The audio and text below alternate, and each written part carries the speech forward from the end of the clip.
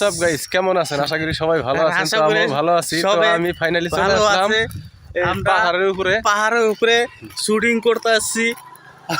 কোন কোন কোন সালাম আছে, চিংড়ি বাচ্চা আছে, আরো আমরা এখানে গরমে সহ্য করতে পারতেছি না। আমাদের কিরকম নিয়ে যাবেন? কোথায় নিয়ে যাবে? কোথায় নিয়ে যাবেন? কাটাখালি লোক কখন আসবে, নিয়ে যাবে কখন? কয়টা বাসে আসবে?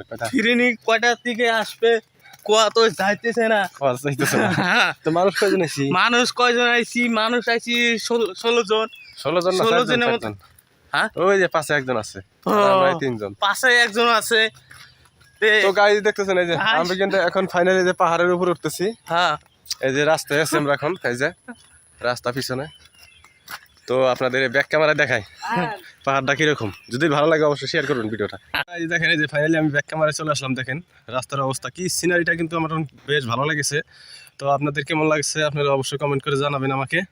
আর পাহাড়টা কিরকম লাগতেছে আপনাদের দেখাই ঘুরে। দেখেন কিরকম গাছালি, কিন্তু খুব ভালো লাগছে আমার কাছে। তো রাস্তাটা আমার পাহাড়ের উপরে খুব ভালো লাগছে, খারাপ হইলেও কিন্তু রাস্তাটা বড়িয়া। তো আপনাদের দেখায় নিচে, পাহাড়ের নিচে দেখেন বাড়িঘর,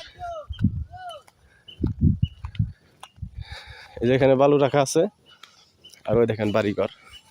এটা কিন্তু নদী। তো ফাইনালি নদী এটা। তো দেখেন এটা কিন্তু ফাইনালি রাস্তা। তো আপনাদের দেখাই, ভালো করে দেখেন, আপনারা দেখে কমেন্ট করবেন।